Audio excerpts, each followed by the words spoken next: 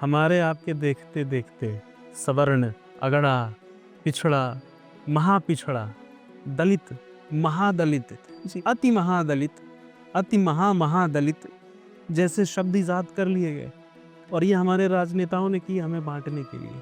और जब ये राजनेता नहीं थे, जब ये स्टेट नहीं था, राज्य नहीं था, ब्राह्मणों क्षत्रियों के पास भूमि थी, तो इतनी ज्यादा दलित संख्या, पिछड़ी संख्या आई कहाँ से? इनका भोजन कहाँ चलता था? इनके पास रोजगार कहाँ था? यह राजनीति है। रविदास जी की मूर्ति गांव-गांव घुमाना और एक स्टिर क्रिएट करना, तो उससे अच्छा क्यों ना वो काम करें जो संत रविदास स्वयं करते थे? ईश्वर का भजन, स्वयं को ईश्वर के प्रति समर्पित कर देना। तो आपको तो रविदास से प्रेम है, लेकिन रविदास जिस ईश्वर को मानते थे और जिन विधियों को मानते थे, उनसे आपको ऐतराज है। क्यों? क्योंकि आपका ब्रेन वॉश हो चुका। मैं कहता हूँ कि डॉक्टर अंबेडकर एक बहुत बड़े विद्वान थे और आप डॉक्टर अंबेडकर का जीवन देखिए। अंबेडकर नाम उनके गार्जियन जो ब्राह्मण थे उन्होंने दिया। अंबेडकर को फेलोशिप पे विदेश भेजने वाले वो क्षत्रिय वर्ण के थे। तो अंबेडकर के अपने जीवन में ब्राह्मण, क्षत्रिय और तमाम वर्णों का ऐसा समन्वय दिखाई देता है और आप उनको एक आइकॉन मान के उनके नाम पर राजनीति कर रहे हैं। परिवार हमारा सुरक्षा चक्र है, धर्म हमारी सुरक्षा करता है। इस चक्र से बाहर जाने पर आप मार दिए जाएंगे। मेरे पास एविडेंसेस हैं। भारतवर्ष के वो हिस्से जल्दी गुलाम हुए जहां सनातन धर्म नहीं था। अफगानिस्तान बौद्धों के प्रभाव में था। आज का जो पाकिस्तान है ये भारत का ही हिस्सा है। हो सकता है हम सब लोग के जीवित रहते फिर से भारत का हिस्सा हो जाए। वहाँ बौद्धों का अधिक प्रभाव था। कुछ जगह संन्यास का इतना अधिक प्रभुत्व हो गया कि लोगों ने पारिवारिक व्यवस्था से अलग और लड़ना भिड़ना छोड़ दिया, तो वो विदेशियों के इशारे में आ गए। तो आज जो लोग सनातन धर्म से बाहर जा रहे हैं, ये सब लोग मारे जाएंगे।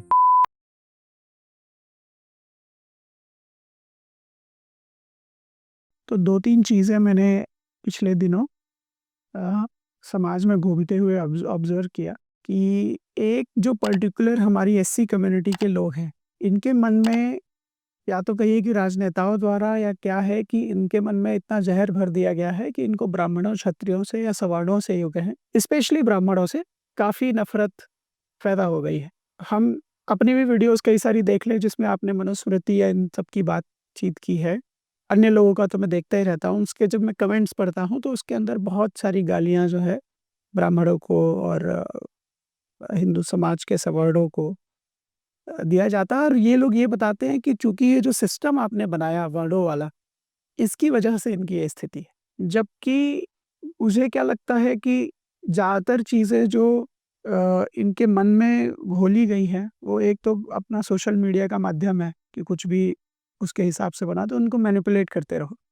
कुछ इनके जो इनके अंदर जो चीज़ डाली गई कि मैं मेरी ही कम्युनिटी का मेरा राजनेता होना चाहिए, जैसे चंद्रशेखर रावत जी जो है काफ़ी अभद्र भाषाओं का प्रयोग करते हैं और अभी उन्होंने कुंभ को लेकर भी टिप्पणी की कि कुंभ में वही तो जाएगा जिसने पाप किया होगा, पापी लोग कुंभ जाएँगे, हम क्यों कुंभ जाएँगे। एक चीज़ और जो मैं समाज में देखा पिछले दिनों जब संत रविदास जी की जयंती थी, कि उनकी जयंती के बाद मूर्ति रखी जा रही है, बहुत अच्छी बात है। उनकी पूजा की जा रही है, बहुत अच्छी बात है। बट उसके बाद जो है ट्रैक्टर ट्रॉली पे रख के डीजे-वीजे लगाकर, हथियार-वथियार रख के और जितने भी हरिजन कम्युनिटी के बच्चे हैं, आप समझ लीजिए मोस्टली इसमें टीनेजर्स या 25-30 साल के कम उम्र के लोग जो हैं, वो एक गाँव से दूसरे गाँव, तीसरे गाँव, चौथे गाँव, हरिजन बस्ती से हरिजन बस्ती को कनेक्ट करते हैं और रोड पर काफ़ी अराजकता फैलाते हुए चलते हैं, अभद्र भाषाओं का प्रयोग करते हैं और काफ़ी गुंडागर्दी, सब नशे में चूर होते हैं। उनको मैं 100% कह सकता हूँ, उनको संत रविदास की कही हुई शायद 4 लाइनें भी अगर उनसे पूछ दी जाए तो उनको नहीं पता होगा। लेकिन वो ये दिखाते हुए चलते हैं, मतलब एक तरीके का अपना प्रभुत्व जमाने की कोशिश है या फिर समाज को डराने की कोशिश है कि जी हमसे टकराओगे तो हम जो है इकट्ठा हो रहे हैं। यही आप इस चीज़ को 15-20 साल 15 साल पहले, 10 साल पहले तक भी आप 15 साल पहले तक देखें तो ऐसी कोई भी चीज़ विचारधारा ना मेरे गाँव में रही होगी, ना आपके संज्ञान में रही होगी। ऐसी कोई डिफरेंसेस नहीं थे।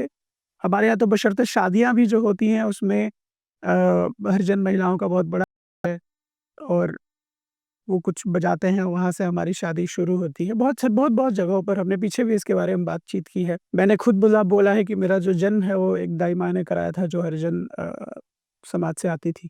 आपको क्या लगता है क्या कारण है या किस तरह से जो ये राजनेता हैं, अभी अखिलेश सिंह जी की भी टिप्पणी आ गई कुंभ को लेकर, या इस पर्टिकुलर समाज को लेकर।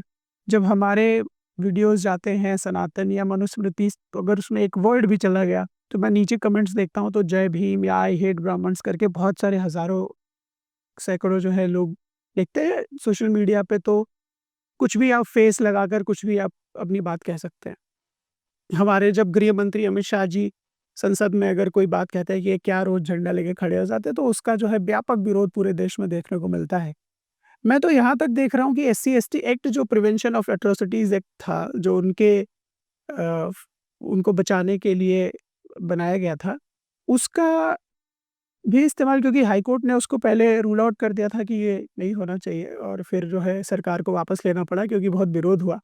उसका बहुत जगह इस्तेमाल ये हो रहा है कि मैं अगर एससी-एसटी हूँ, मैं चाहे गलत भी हूँ, तो अगर आप एससी-एसटी नहीं है तो आपको मुझसे डरना पड़ेगा, क्योंकि मैं तो जी एक कंप्लेन करूँगा, आप अरेस्ट हो जाएँगे और आप लड़ते रहेंगे, आप वो करते रहेंगे, अपने आप को साबित करते रह जाएँगे। तो ये जो राजनेताओं द्वारा जो पूरा डर का माहौल बनाया जा रहा है, जो उनके बच्चों में जो एससी समाज के बच्चों में, इनके मन में ये भरा जा रहा है कि जो हिंदू है या जो सवर्ण है वो आपके विरोधी हैं, जो ब्राह्मण है वो आपका विरोधी है, उसकी वजह से आपकी ये स्थिति है। आपको क्या लगता है इन सब प्रकरण को देखते हुए आपको? क्योंकि मुझे तो ये लगता है कि ऐसा होने की वजह से हमारे जो डिफरेंसेस हैं वो और बढ़ेंगे, कम नहीं होंगे। देखिए, आप जब 1940s के पहले का, यानी कि गांधी नेहरू का जो गठजोड़ था, उसके उदय के पहले का जो भी साहित्य देखेंगे ना, भारत की आर्ष परंपरा में भी आप चाहे रामायण पढ़िए, चाहे महाभारत पढ़िए, चाहे वेद पढ़िए, चाहे उपनिषद पढ़िए, दलित शब्द नहीं है। ये राजनेताओं का इजाद किया हुआ एक कृत्रिम शब्द है। हरिजन शब्द हम सब जानते हैं, गांधी ने इस शब्द का आविष्कार किया, और उन्होंने इसका आविष्कार किया था बहुत अच्छे चीज के लिए। जैसे न्यूक्लियर फिशन, न्यूक्लियर फ्यूजन का आविष्कार हुआ था रिएक्टर बनाने के लिए, एनर्जी बनाने के लिए, और बाद में उससे परमाणु बम बना। तो कहने का आशय ये है कि ये राजनीति है। आप सोचिए, मनुष्य के जीवन का उद्देश्य क्या है? शास्त्र कहते हैं कि हमारे जीवन का एक उद्देश्य है श्रेयस की प्राप्ति और उत्कर्ष की प्राप्ति। और हम आपसे कहें कि नहीं, तुम दलित हो, तुम्हारा दलन हुआ है, आपको ठीक लगेगा? तो मुझे तो आश्चर्य होता है कि कैसे इतने सारे लाखों करोड़ों लोग राजनेताओं के प्रभाव में आकर के उन्होंने स्वयं को दलित मान लिया है ना? मैं उनका बड़ा सम्मान करता हूँ। वो भी उतने ही मनुष्य हैं जितने कि कोई भी क्रिश्चियन या ईसाई या मुसलमान या ब्राह्मण या क्षत्रिय। ईश्वरत्व में, भारतीयता में सबका समान अधिकार है। राजनीति के कुछ चतुर खिलाड़ियों ने कुछ मस्तिष्कों पर नियंत्रण कर लिया और वो उनको बताया कि तुम अगड़े हो और तुम पिछड़े हो। आपको ये जान के आश्चर्य होगा कि 1935 से पहले भारत में न कोई अगड़ा था न पिछड़ा था। कोई भी व्यक्ति लाए, मुझे वो साहित्य दिखा दे कि 1935 से पहले कहाँ लिखा हुआ है कि अगड़ा पिछड़ा। अच्छा, इसका अंत नहीं है। आप देखिए, हमारे आपके देखते देखते सवर्ण, अगड़ा, पिछड़ा, महापिछड़ा, दलित, महादलित, जी। अति महादलित, अति महादलित जैसे शब्द इजाद कर लिए गए, और ये हमारे राजनेताओं ने की हमें बांटने के लिए। और जब ये राजनेता नहीं थे, जब ये स्टेट नहीं था, राज्य नहीं था, ब्राह्मणों क्षत्रियों के पास भूमि थी, तो इतनी ज्यादा दलित संख्या, पिछड़ी संख्या आई कहाँ से? इनका भोजन कहाँ चलता था? इनके पास रोजगार कहाँ था? यह राजनीति है। आप देखिए कि भारत में आप क्या समझते हैं कि जूता बनाने का व्यवसाय कितने करोड़ों का होगा? बिलियन मिलियन डॉलर्स में होगा कि नहीं होगा? अकेले कोई जाए आगरा विजिट करके देखे कि जूते बनाने की जो एंटरप्रेन्योरशिप है, जो फैक्ट्रीज हैं, उनकी क्या वर्थ है। जी। और आपको ये पिछड़ा बोल के, दलित बोल के आपसे ये व्यवसाय छीन लिया गया। और आप इंटरनेट पे जाइए, गूगल कीजिए कि भारत के चमड़ा उद्योग पर सबसे ज्यादा किन का अधिकार है। आपको दिखाई देगा कि वो लोग या तो मुस्लिम हैं और मोस्टली गैर हिंदू हैं, क्रिश्चियन हैं, जैन भी हैं। तो ये राजनीति हुई भोले भाले लोगों के साथ। आपको कह देते हैं कि भाई शूद्र मुख्यमंत्री बन जाएगा, दलित विधायक हो जाएगा, सीट आरक्षित है, उससे कितने एससी कम्युनिटी के लोगों का भला हो जाता है। मैं तो नाम लेकर के कहता हूँ, मेरी अपनी लोकसभा क्षेत्र में हमारा सांसद आरक्षित सीट से आता है। बिल्कुल। आप मुझे खड़े करके बताएं कि कितने लोगों का उन्होंने भला कर दिया, कितने लोगों की अपलिफ्टमेंट कर दी उनकी, कितने लोगों की चेंज अपलिफ्टमेंट कर दी। मुझे तो बशर्ते ये लगता है कि उनको एक टूल की तरह और इस्तेमाल किया जाता है। टूल की तरह ही इस्तेमाल होते हैं। आप ये भी आश्चर्य देखिए ना, कल्पना करें कि हम कहें कि कोई ब्राह्मण ही ब्राह्मण का भला कर सकता। मैं ब्राह्मण हूँ, ब्राह्मण कर्म भी करता हूँ, मैं ज्योतिषी हूँ, मुझे तो हर वॉक ऑफ लाइफ, हर कास्ट, हर कम्युनिटी के लोग आते हैं, मिलते हैं, उनके मिलने से मैं अमीर होता हूँ, रिच होता हूँ, पैसे से भी, अनुभव से भी। भारत की हर जाति, हर संप्रदाय मेरी है, कहीं भी भेद नहीं। अब जो संत रविदास को लेकर के एक स्टिर क्रिएट किया गया, वो क्रिएट करने वाले भी ये एससी कम्युनिटी के लोग नहीं है, ये तो भोले भाले लोग हैं। एससी कम्युनिटी के लोगों को पहले as a tool, as a weapon Congress ने इस्तेमाल किया। और कांग्रेस ही क्यों, जिसकी भी सरकार रहती है वो अपने हिसाब से करता है। उन बेचारों को कोई चावल आटा दे के इस्तेमाल कर लेता है, कोई इंदिरा आवास दे करके इस्तेमाल कर लेता है। जैसे ही मनुष्य की चेतना को भीड़ बता दिया जाएगा, मतलब कि कोई ऐसी व्यक्ति अमोघ पंडित है, दार्शनिक है, विद्वान है, वैज्ञानिक है, तो हमें उसका कोई मूल्य नहीं, हम उसको केवल एक एससी के ही तौर पे पहचानेंगे। ये तो मूर्खता है ना। मनुष्यों का ये जो वर्गीकरण है, ये राजनीतिक जो वर्गीकरण है, ये घातक है। सामाजिक वर्गीकरण, जहाँ तक समाज एक दूसरे में ऑपरेट करता है, छोटे-छोटे गाँव हैं, वहाँ पर छोटी-छोटी कम्युनिटीज़ बसी हुई हैं, वो अपना भोजन-पानी ऐसा व्यवहार रखते हैं, विवाह का ऐसा व्यवहार रखते हैं, वो उनके ऊपर छोड़िए। मैं तो कहता हूँ सरकार को इसमें घुसने की ज़रूरत ही कहाँ है। और एक और आयरनी देखिए हिंदुस्तान की, कि भारतीय सरकारों ने और भारतीय राजनेताओं ने, भारतीय राजनीतिक दलों ने सबसे ज़्यादा किसी का नुकसान किया है तो वो हिंदू समाज का किया है। मुस्लिमों में इन्होंने वर्गीकरण में सफलता नहीं पाई, अब उसका प्रयास कर रहे हैं, थोड़ा कि पसमानदा है कि नॉन पसमानदा है, कि ये अगड़ा है कि पिछड़ा है। हालाँकि ये वहाँ सफल नहीं हो पाएँगे, क्योंकि सामाजिक रूप से उ उनमें भी विभेद है, 72 फ़िरके हैं, लेकिन वो थोड़े-से समझदार हैं। हमारे यहाँ लोग जल्दी बेवकूफ़ी में आ जाते हैं। सरकार और सरकारी दल हमें बाँटने में कामयाब हो गए। आप भारत के किसी भी गाँव का इतिहास जाके पूछिए, तो वो बताएगा कि भाई साहब 90 तक तो हमारे यहाँ कोई क्राइम होता नहीं था, होता था तो पंचायत समझ लेती थी, पंचायत निर्णय कर देती थी, लोग मान लेते थे। आज क्या है कि छोटे से छोटे क्राइम पे गाँव का आदमी थाना पहुँचता है या 100 नंबर या 112 नंबर फ़ोन करता है, पुलिस आ जाती है, फिर वो दोनों लोगों को डपटती है, दोनों से पैसा क्यों लेती नहीं है। पैसा लेती है? भारत में पुलिस का चरित्र ही, मैं खुलेआम कह रहा हूँ, इसके अपवाद भी हैं।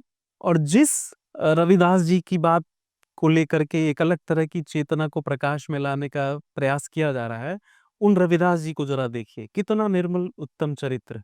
जान के आश्चर्य होगा कि मीराबाई के गुरु कौन थे? संत रविदास थे। जिन मीराबाई का कृष्ण प्रेम और कृष्ण भक्ति वो एक हिमालय जैसा स्टेटस रखता है, उन मीराबाई के गुरु रविदास थे। और रविदास जी की एक मशहूर उक्ति कि मन चंगा तो कठौती में गंगा, अच्छा। उसको लोग गंगा और कुंभ जाने के विपरीत देखते हैं। जबकि उस शब्द को समझिए, वो क्या कह रहा है कि अगर मन चंगा है, मन सही है, तो ये बिल्कुल गंगा की तरह है। यानी कि गंगा की पवित्रता को एक मीज़र मान के उन्होंने ये बात कही। उन्होंने गंगा का विरोध नहीं किया, गंगा जाने का या कुंभ नहाने का विरोध नहीं किया। जैसे हम कहते हैं रोटी कितनी सुंदर बनी, वो फेमस कहानी 12th में जो हम लोग पढ़ते थे, कि इतनी शुद्ध है जितना कि बटर। बटर कितना शुद्ध है जितना गंगा का पानी। तो इसका मतलब ये नहीं कि रोटी और गंगा का पानी एक हो जाएगा। वो एक उपमा है, एक अलंकारिक भाषा में उन्होंने कहा।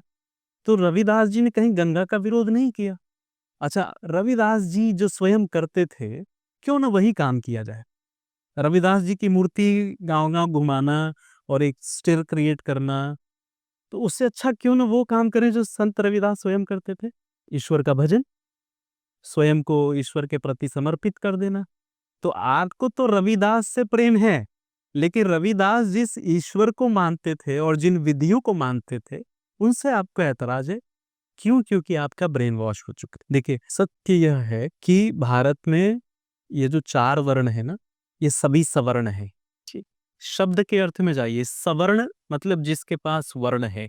अवर्ण जो होगा वो हिंदू नहीं होगा। जी। अवर्ण जो होगा वो सनातन भारत का अंग नहीं होगा। जैसे हमारे जो ट्रेटर्स हैं, जो बाहर से आए हैं, ये जो आयातित विचारधारा के लोग हैं, ये अवर्ण है।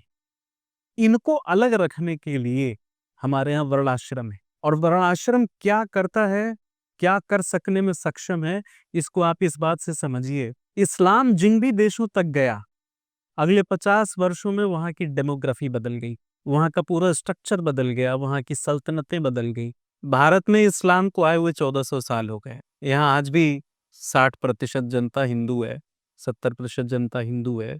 हमारा स्ट्रक्चर मोर और लेस हिंदू स्ट्रक्चर है। थोड़ी जमीन हमने नुकसान सही है, पाकिस्तान, अफगानिस्तान, बांग्लादेश, जमीन कोई बांट नहीं सकता, वो ईश्वरीय है, वो देर सवेर अखंड भारत का ही अंग होगा। यह जो शक्ति है जिसने इस्लाम को इतने समय से रोका हुआ है, क्रिश्चियनिटी को इतने समय से रोका हुआ है, उसी शक्ति का नाम वर्णाश्रम है, जिसके विरोध में आपको खड़ा कर दिया गया है। जिस पुरुष सूक्त की सर्वाधिक आलोचना की जाती है, वह एक रूपक है, एक मेटाफर है कि ब्राह्मण मुख है, क्षत्रिय बाहु है, वैश्य उदर है और पैर वो शूद्र है। पैर शूद्र है इसका यह मतलब नहीं है कि वो कोई नीचे है। हमारे यहाँ तो पैर से निकली हुई गंगा है, हमारे यहाँ तो पाद प्रक्षालन होता है, हमारे यहाँ तो जो हम पंचामृत पीते हैं वो भी देवता के पाद से आता है। देवता के पाद का इतना महत्व है। तो कोई नीचे ऊपर नहीं है, एक व्यवस्था है। जैसे आपका ऑफिस है, एक डायरेक्टर है, एक क्लर्क है, एक पियून है, उसमें कहें कि नहीं ये ऊपर है नीचे है। और बिना ऊपर नीचे, बिना इस तरह का सिस्टमेटिक वो बनाए हुए कौन सा ऑर्गेनाइजेशन चल सकता है, और समाज भी नहीं चल सकता। और मैंने आपके पॉडकास्ट पे हमारे अपने निजी जीवन के कुछ अनुभव बताए। जी, बिल्कुल। बेटियां वो साझी होती थी, शूद्र की बेटी हो कि वैश्य की बेटी हो, बेटी पूरे गांव की बेटी होती। देखिए, जो शहरी व्यवस्था है यह भारतीय व्यवस्था नहीं है। भारतीय रहने की व्यवस्था ये व्यवस्था थी कि एक छोटा गांव वो अपने आप में ऑटोनॉमस हो, उस गांव में कोई भी रिसोर्स बाहर से न लाना पड़े न भेजना पड़े, अपनी जरूरत स्वयं पैदा कर ले और हर व्यक्ति एक दूसरे से परिचित हो, तो वो सुरक्षित भी रहेगा, वहां धार्मिक मर्यादाएं भी बची रहेंगी। मैं इन सब लोगों से ये आह्वान करूंगा कि रविदास जी का लिटरेचर आप पढ़िए। अच्छा, ये भी कितना मूर्खतापूर्ण होगा ना कि मैं केवल उसी व्यक्ति को विद्वान या भक्त या ईश्वर के समीप मानूंगा जो कि मेरी जाति का है। मैं कहूं कि मैं केवल उसी को विद्वान, मैं कहता हूं कि डॉक्टर अंबेडकर एक बहुत बड़े विद्वान थे, और आप डॉक्टर अंबेडकर का जीवन देखिए। अंबेडकर नाम उनके गार्जियन जो ब्राह्मण थे उन्होंने दिया। अंबेडकर को फेलोशिप पे विदेश भेजने वाले वो क्षत्रिय वर्ण के थे। तो अंबेडकर के अपने जीवन में ब्राह्मण, क्षत्रिय और तमाम वर्णों का ऐसा समन्वय दिखाई देता है, और आप उनको एक आइकॉन मान के उनके नाम पर राजनीति कर रहे हैं। और मजेदार बात ये कि इनमें से कोई भी राजनेता एससी कम्युनिटी का नहीं है। इन लोगों को तो, इनके साथ तो छल किए जाते हैं। आपने नाम लिया चंद्रशेखर रावण का, ये लोग तो मुखौटे हैं, इनके साथ तो छल किया जाएगा। इनको पहले खड़ा किया जाता है, जैसे हम लोग फिल्मों में देखते हैं कि कोई और बड़ा विलेन इनको आतंकवादी बनाता है, इनसे अपने काम करवाता है और फिर एक दिन निपटा देता है। वही इनकी हिस्ट्री रही है। और आप उस देश में कह रहे हैं जिस देश की राष्ट्रपति तथा कथित उस समुदाय से आती हैं, और कौन व्यक्ति होगा भारत में जो उनका सम्मान न करता हो। और आप उनके नाम पर जरा जाइए, उनका नाम क्या है? द्रौपदी मुर्मू। पंचकन्याओं में उनका नाम आता है, द्रौपदी। तो भारत तो समन्वय और सामंजस्य की व्यवस्था को मानता है। एक और अचूक बात मैं आपसे बताऊं कि जो भी क्षेत्र, भाषा के लोग, समुदाय के लोग व्यापक सनातन धर्म से अलग गए, उनको मार दिया गया। परिवार हमारा सुरक्षा चक्र है, धर्म हमारी सुरक्षा करता है। इस चक्र से बाहर जाने पर आप मार दिए जाएंगे। मेरे पास एविडेंसेस हैं। भारतवर्ष के वो हिस्से जल्दी गुलाम हुए जहां सनातन धर्म नहीं था। अफगानिस्तान बौद्धों के प्रभाव में था। आज का जो पाकिस्तान है ये भारत का ही हिस्सा है। हो सकता है हम सब लोगों के जीवित रहते फिर से भारत का हिस्सा हो जाए। वहां बौद्धों का अधिक प्रभाव था। कुछ जगह संन्यास का इतना अधिक प्रभुत्व हो गया कि लोगों ने पारिवारिक व्यवस्था से अलग और लड़ना भिड़ना छोड़ दिया, तो वो विदेशियों के इशारे में आ गए। तो आज जो लोग सनातन धर्म से बाहर जा रहे हैं, ये सब लोग मारे जाएंगे। मैं कोई डर नहीं पैदा कर रहा हूँ, मैंने जो इतिहास देखा है, सुना समझा है, वही कह रहा हूँ आज। भारत ही नहीं, संसार की बहुतायत जनता आज भी धर्म से संचालित होती। हम प्रकट में कुछ भी कहें, नैतिक बोध और धर्म बोध, उसकी एक सुप्त ही सही एक ज्वाला हमारे भीतर जलती रहती।